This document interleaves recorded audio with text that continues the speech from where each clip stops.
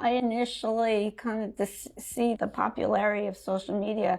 I was actually pretty negative about social media because I thought, if there's a 12-year-old girl watching all the beauty and clothing creators, that they would get a poor self-image. I think TikTok is an amazing product and company, and it sounds like you care a lot about the content that's served in the product. But I'm aware of some sort of personal tragedies. So, for example, a lot of young women in particular, young girls, have eating disorders that came about as a result of content on TikTok. Another example is teenage vaping, promotion of teenage vaping as a way to lose weight or as something that's cool, etc. So how do you think about moderating that kind of content, which is not pornography, it's not on your list of issues, but really can cause profound harm?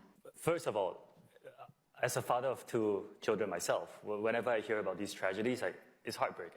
A lot of these trends that you talked about have existed before our platform existed. But I think we have a responsibility to invest more, to make sure that any of these trends or any of these type of content that is not suitable for young people is given the right amount of investment to be moderated off the platform. We have a differentiated experience if you are below 18 on the platform. And I think a lot more investment needs to go into that to stay ahead of our growth. What's the worst thing about TikTok? I would say the negativity. You mentioned a number of countries that they are able to have kids watch TikTok and experience it at 13. But you said in the United States there's an exception, like a different app that takes it down into younger children. Why do you do that in the US? It is a legal requirement. This is why all consumer apps have an under 13 experience in the US. What's the worst thing about TikTok? Mean people. I have 2 12-year-old boys who actually are in this room, by the way, right now. They have used TikTok, guys. I don't know where they are. Where are they? Right over here, guys. And they didn't lie about their age. You definitely didn't. Maybe you did, he says. I don't know if that's on me or not. But what do you think of that?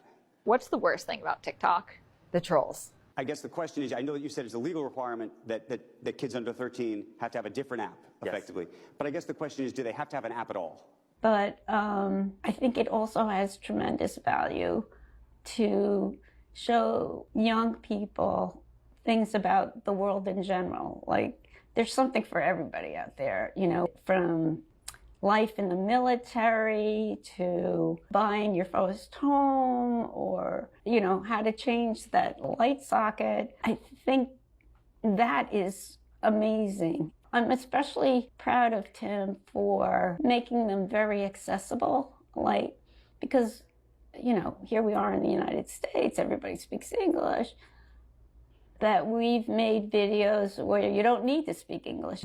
We can just do the visual part without much audio, and people really around the world seem to like that. Please welcome Andrew Ross Sorkin and his guest, the CEO of TikTok, Shou Chew. Shou Chew is here. Thank you so much. Thank you for coming me. all the way here to spend some time with us this afternoon as we try to better understand TikTok amid all of the headlines, as you know so well, that include national security issues, which we talked about here this morning with the Treasury Secretary, as well as the world of creators and what TikTok is going to be and what you want it to be. I want to start, if we could, just with a little bit of your own personal background, because more than a decade ago, you were an intern at Facebook. Yes, I was. Interestingly enough. Yeah. And you were a student at Harvard Business School. And I just wonder if you ever imagined that you were going to end up running their now biggest competitor. Well, the short answer is no, absolutely not. So I'm Shou. I'm from Singapore. I'm a father of 2. I'm 40 years old. And about 10 years ago, I was in China, and I met with 2 young entrepreneurs, 2 young engineers, and they were starting a company. They recognized an opportunity to build a good product that people wanted. Started building a product. I had a chance to invest in them and became friends.